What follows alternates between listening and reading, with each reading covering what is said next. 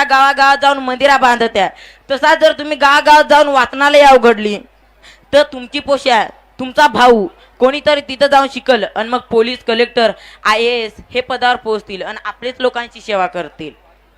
दुसरी गोष्ट, हे पदावर ज्यावेळी ती पोहोचतील त्याच आपले लोकांची सेवा करतील. पण मला इथं सांगायला वाईट वाटतं का इथंच शिकत्यात, इथंच मोठी होत्यात, इथंच नोकरी लागत्यात, पण त्यांच्याच पुरुषांना किंवा त्यांच्याच भावाला बहिणीला शिकवत नाही.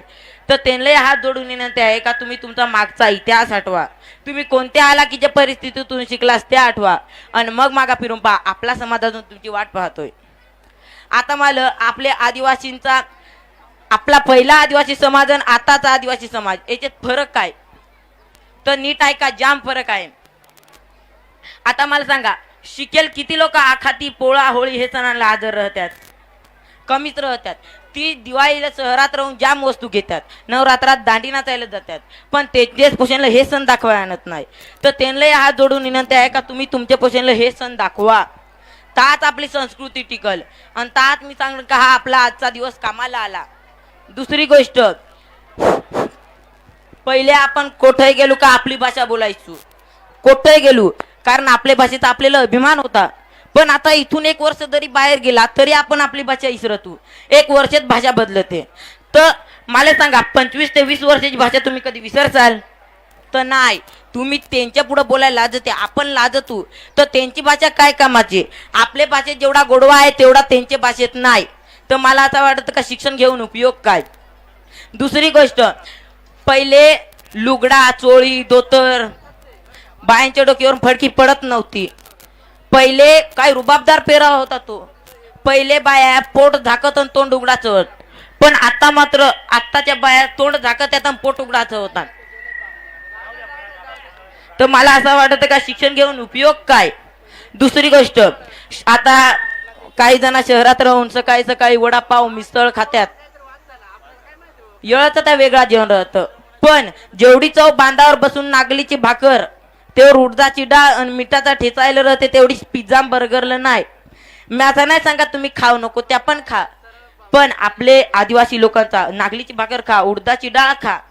जी शहरात राहत्यात त्यांना, शहरात राहून ती दर रविवारी मटण आणि गुलाबजाम खातात आणि घरी आले का आईच बाळाला कोंबडा भुजायला होत्यात.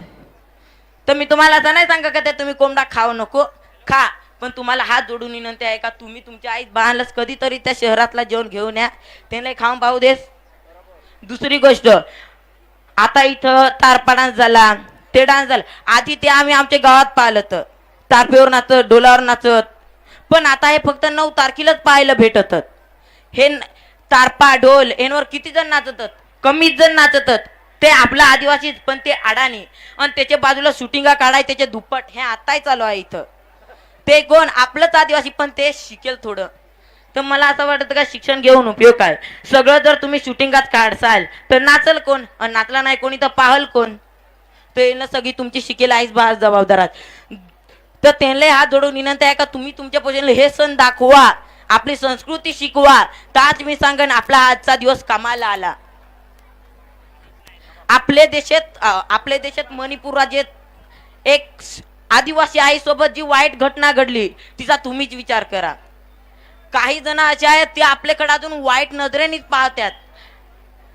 तर जा आपल्या भागात असा घडल तर आपले सगळ्यांशी पेटून उठायला पाहिजे. त्याच्यासाठी भारतरत्न डॉक्टर बाबासाहेब आंबेडकरांचे एक वाक्य दिलं होतं, त्या सगळ्यांशी आठवा आणि त्या पाळा. त्या म्हणजे शिका, संघटित व्हा आणि संघर्ष करा, ताच आपली प्रगती होईल.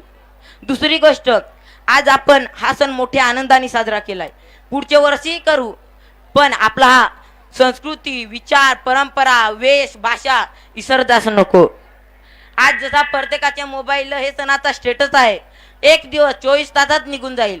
तोच जर तुम्ही तुमच्या मनात हृदयात मेंदू ठेवला तर घेऊन जाता येणार नाही.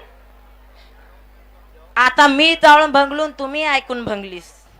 शेवटला मी तुम्हाला ह्याच सांगन, किसी के दम पर चलने वाले सीखे नहीं है हम, किसी के दम पर चलने वाले सीखे नहीं है हम, तो खुद के दम पर चलने वाले आदिवासी है हम वनवासी नहीं आदिवासी है, हम वनवासी नहीं आदिवासी है, इस देश के मूल निवासी है, इस देश के मूल निवासी है. जय आदिवासी, जय जोहार.